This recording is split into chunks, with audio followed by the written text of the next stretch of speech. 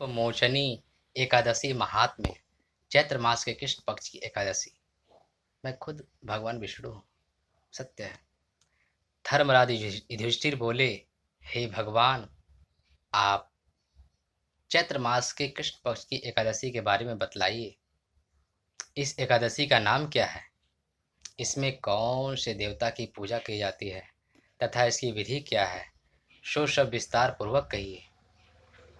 भगवान श्री कृष्ण बोले कि हे राजन, एक समय मानधाता ने लोमस ऋषि से पूछा था कि हे मुनिवर, चैत्र मास के शुक्ल पक्ष की एकादशी का क्या नाम है तथा उसकी विधि क्या है? सो सब पूरी तरह से कहिए।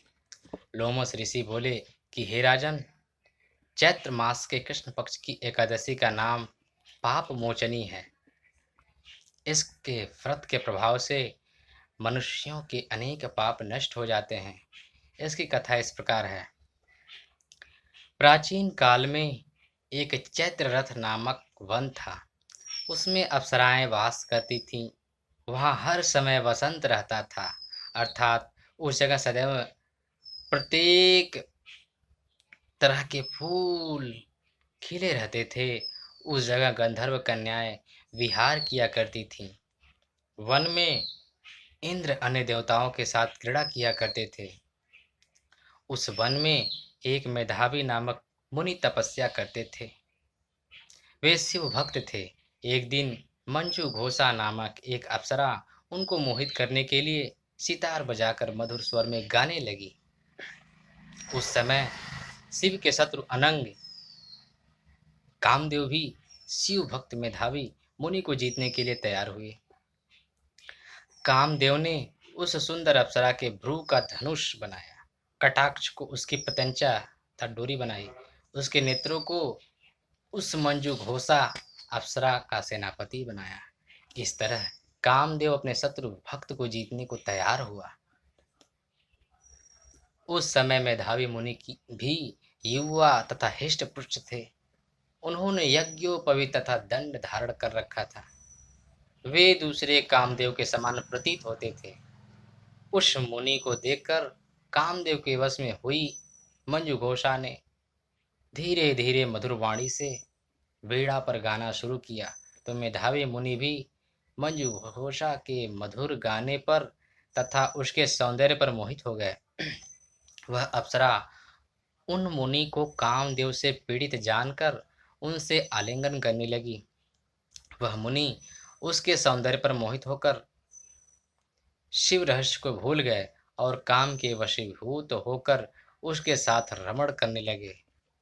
उन मुनि को काम के वशीभूत होने के कारण उस समय दिन रात्रि का कुछ भी ध्यान न रहा और बहुत समय तक रमण करते रहे। तदुपरांत मंजू घोषा उस मुनि से बोली कि हे मुनि, अब मुझे बहुत समय हो गया है, अतः स्वर्ग जाने की आज्ञा दीजिए। उस अप्सरा के ऐसे वचनों को सुनकर मुनि बोले, हे सुंदरी, तू तो आज इसी संध्या को आई है, अभी प्रातः काल तक ठहरो। मुनि के ऐसे वचनों को सुनकर अप्सरा उनके साथ रमण करने लगी और बहुत समय बीता दिया। फिर उसने मुनि से कहा कि हे देव, अब आप मुझे स्वर्ग जाने की आज्ञा दीजिए। मुनि बोले, अभी तो कुछ भी समय नहीं हुआ है, अभी कुछ देर ठहरो। इस पर वह अप्सरा बोली, हे मुनि, आपकी रात्रि तो बहुत लंबी है, अब आप सोचिए कि मुझे आपके पास आए कितना समय हो गया। उस अप्सरा के वचनों को सुनकर मुनि को ज्ञान प्राप्त हुआ और वह समय का विचार करने लगे।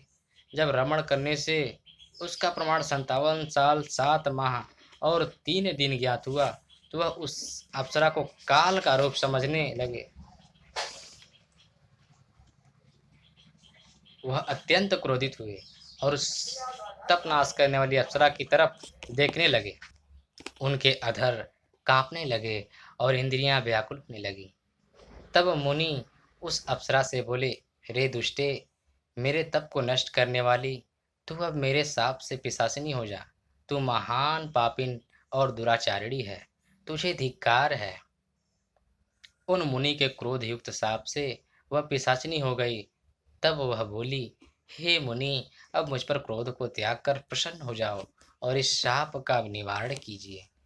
विद्वानों ने कहा, साधुओं की संगत अच्छा फल देने वाली है, इसलिए आपके साथ में मेरे तो बहुत वर्ष व्यतीत हुए हैं, अतः अब आप मुझ पर प्रसन्न हो जाइए।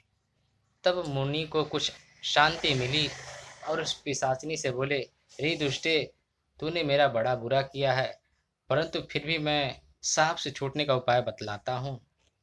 चैत्र माह के कृष्ण पक्ष की जो एकादशी है, उसका नाम पाप मोचनी है।